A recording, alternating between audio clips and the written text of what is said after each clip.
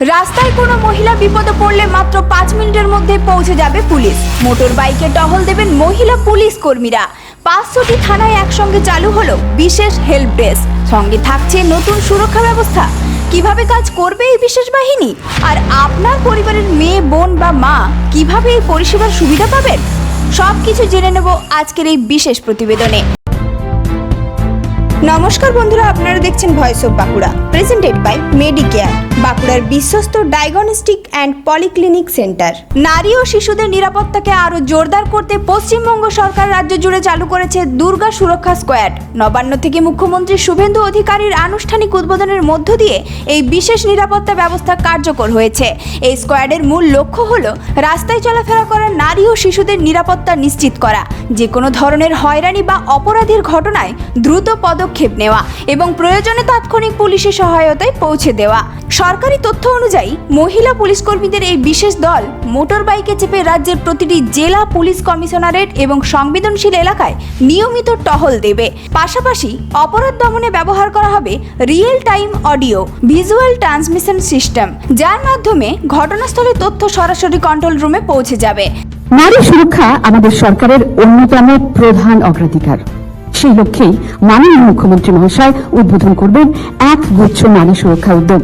এর অধীনে রয়েছে মহিলাদের সব রকমের সহায়তায় পাশে দাঁড়ানোর জন্য উইমেন হেল্প ডেস্ক ও রাজপথে মহিলাদের সুরক্ষা সুনিশ্চিত করতে দুর্গা সুরক্ষা স্কোয়াড। দেখুন একটি অডিও ভিজুয়াল উপস্থাপনার মাধ্যমে যে এই মাত্র যে উইমেন হেল্প ডেস্কের শুভ উদ্বোধন করেন, সেটা একটি অডিও ভিজুয়ালের মাধ্যমে দেখে নিন।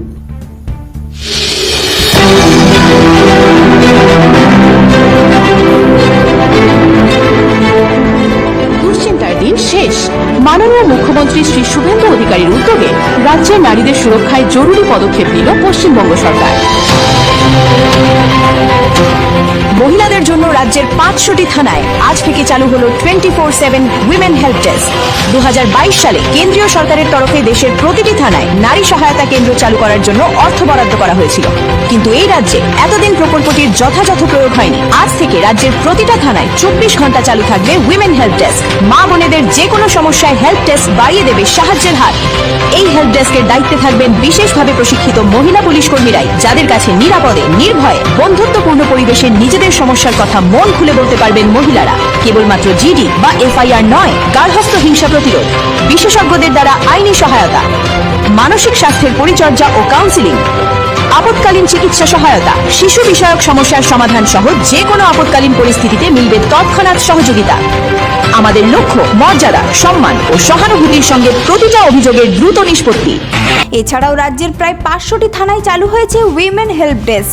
অনলাইন হয়রানি ও সাইবার প্রতারণার মোকাবিলায় প্রতিটি থানায় শুরু হয়েছে সাইবার হেল্প ডেস্ক। জরুরি পরিস্থিতিতে 112 নম্বরে ফোন করলে দ্রুত পুলিশের সহায়তায় পৌঁছে দেওয়ার লক্ষ্যও নেওয়া হয়েছে। সরকারের দাবি, এই উদ্যোগের মাধ্যমে নারীদের জন্য আরও নিরাপত্তার পরিবেশ তৈরি হবে এবং বিপদের সময় দ্রুত আইনি ও প্রয়োজনীয় সহায়তা পাওয়া সহজ হবে। দুর্গা সুরক্ষা স্কোয়াড বাস্তবে কতটা কার্যকর হয় এবং রাজ্যের নারী ও শিশুদের নিরাপত্তায় কতটা ইতিবাচক পরিবর্তন আনে, সেটাই এখন দেখার বিষয়। এই ধরনের গুরুত্বপূর্ণ খবর সবার আগে পেতে আমাদের চ্যানেলটি সাবস্ক্রাইব করুন আর ভিডিওটি শেয়ার করতে ভুলবেন না।